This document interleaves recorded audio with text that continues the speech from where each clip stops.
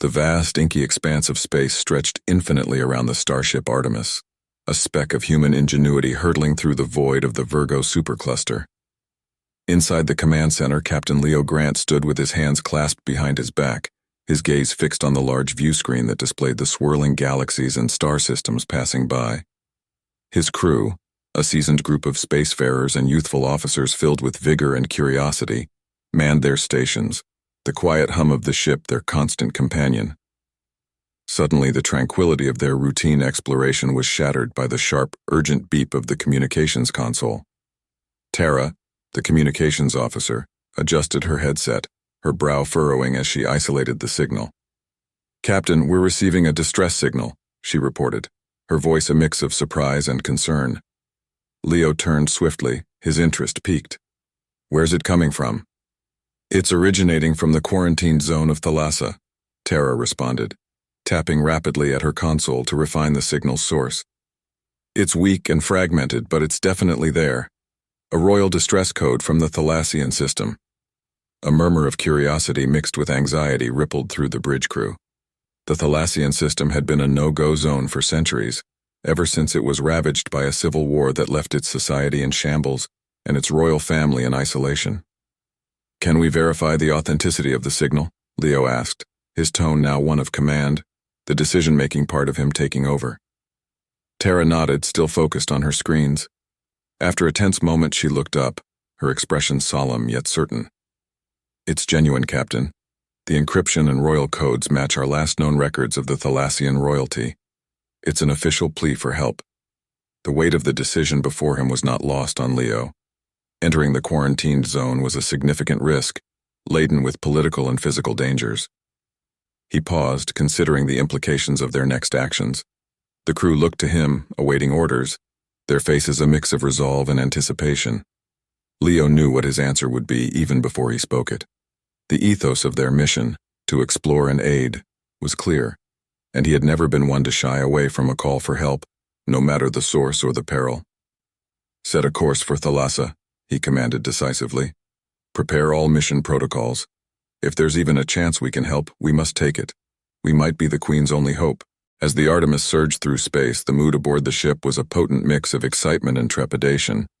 Thalassa was fast approaching, its looming presence on the view screen serving as a stark reminder of the gravity of their mission. Captain Leo Grant summoned his key officers to the strategy room to finalize their approach and extraction plan. The room was filled with the soft glow of holographic displays, each showing different aspects of Thalassa, from topographical maps to historical data on the royal family. Leo stood at the forefront, facing his crew with a calm demeanor that belied the adrenaline coursing through him. "Our primary objective," Leo began, pointing to the hologram of a grand yet foreboding palace, "is to infiltrate the royal palace and extract the Queen. Intelligence suggests she's being held against her will by a faction of rebels who oppose her reign." Jonas, the ship's security chief and a former Marine, looked over the tactical display. His experience in combat and strategic operations made him crucial for the success of this mission. "What's our entry point?" he asked, scanning the layout for vulnerabilities. "We'll land here," Leo said, indicating a secluded area on the outskirts of the royal city. The map zoomed in on a dense forest that could provide cover. "It's less than a kilometer from the palace walls.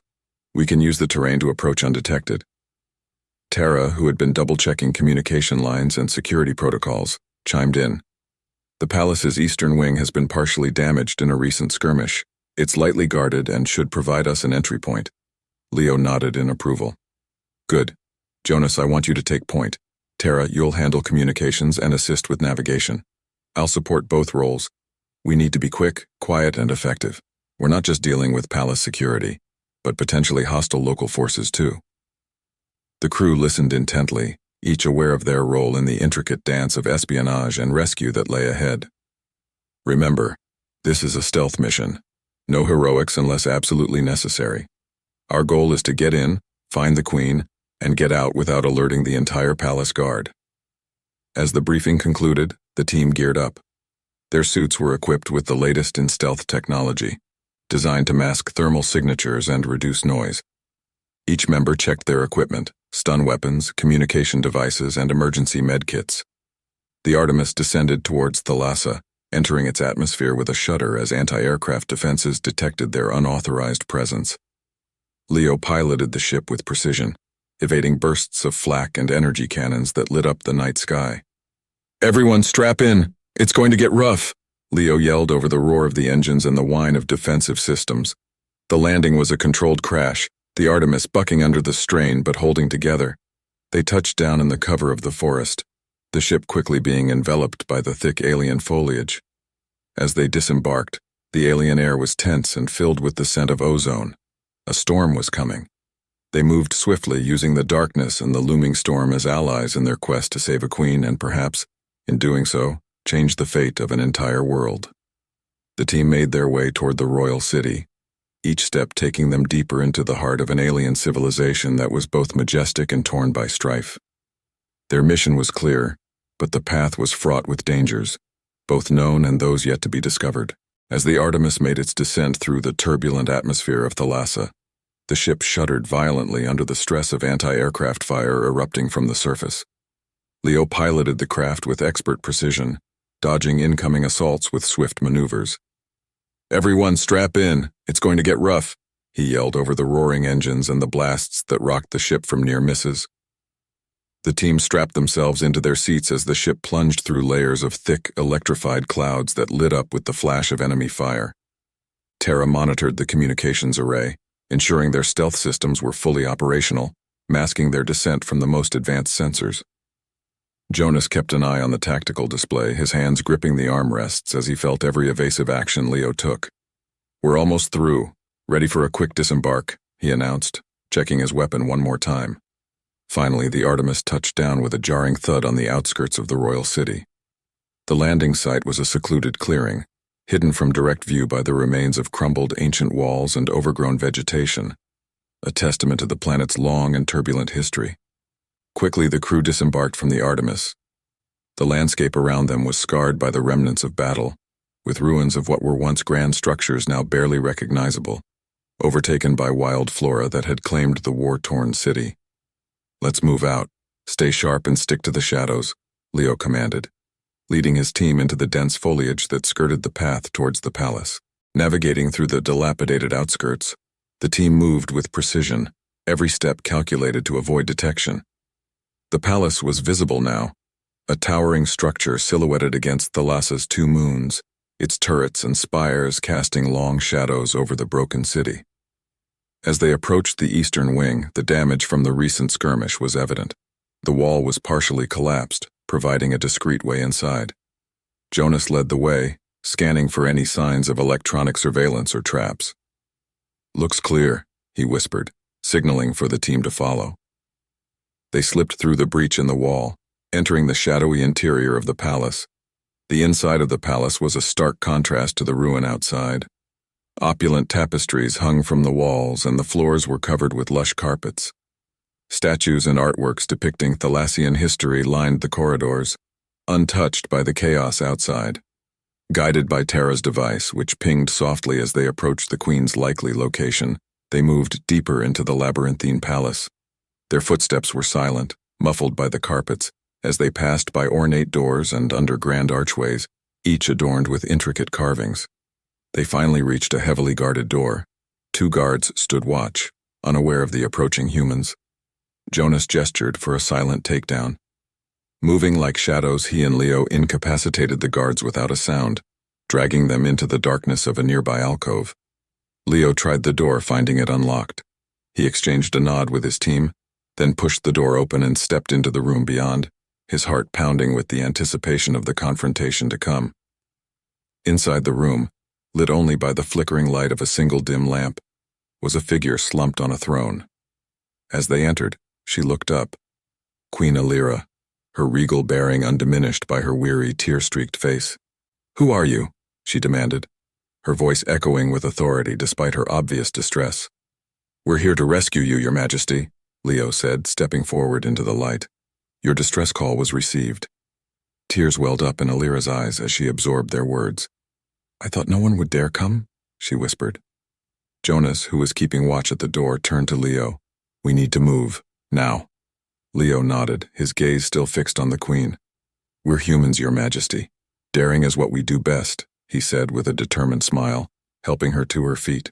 Now, with the Queen in their care, the team had to navigate their way back through the hostile palace and reach the Artemis, a daunting task now intensified by the need to protect their royal charge. The room was dimly lit, revealing a figure slumped on the throne, Queen Alira, her appearance both regal and weary. Her attire, though elegant, was worn and slightly disheveled, indicating her prolonged distress.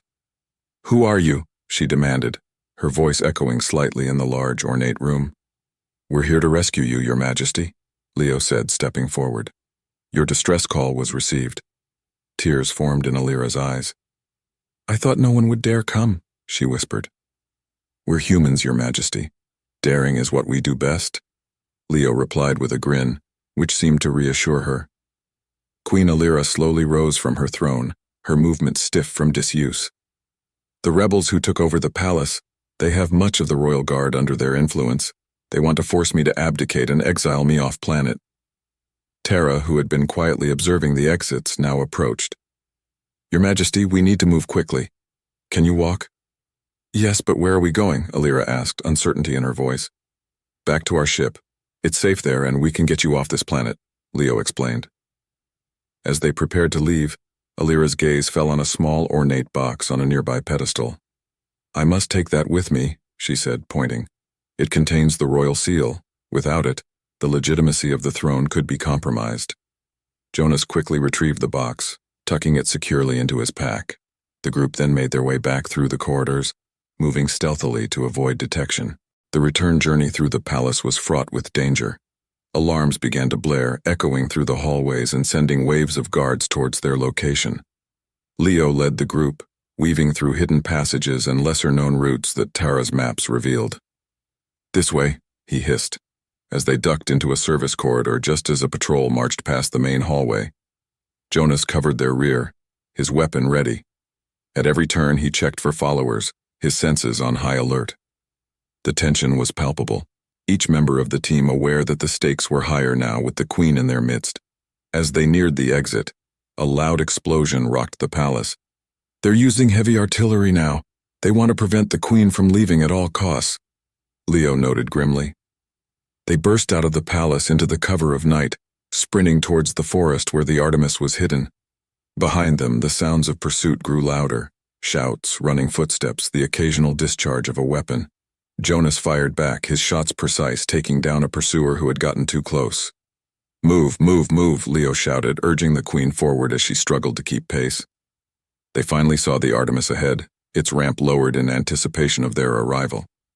Tara helped Alira up the ramp, while Leo and Jonas covered the entrance, returning fire to hold back the guards. Once they were all aboard, Leo gave the command, and the Artemis lifted off just as more explosions marked their departure, a fiery testament to the audacious rescue. The ship shook violently, but Leo managed to stabilize it as they ascended, leaving Thalassa's atmosphere behind. With Thalassa shrinking behind them, Queen Alira stood on the deck of the Artemis, looking out into space. "I never believed rescue would come, especially not from humans," she said, turning to Leo. "We believe in helping where we can, no matter the risk," Leo responded, watching the stars as they sped away from the troubled planet. "And for that, I am eternally grateful," Alira said, her voice steadier now, filled with a new hope. The journey back to Earth was uneventful, but filled with discussions about the future and the implications of their actions. Alira shared stories of Thalassa's history and culture, providing insights into the struggles of her people. As Earth approached, Leo considered the ramifications of their mission. They had ventured into a quarantined zone, defied a rebel faction, and extracted a queen. The political consequences would be significant, but he knew they had done the right thing. Upon their return, the United Space Federation hailed the crew of the Artemis as heroes. Queen Alira addressed the assembly, her poise as a leader evident. She proposed a new alliance between her people and humanity, a partnership born from the bravery and compassion shown by the Artemis crew. Leo watched from the sidelines, proud of his team and their unlikely successful mission. His thoughts drifted to the vastness of space, filled with infinite possibilities and new adventures.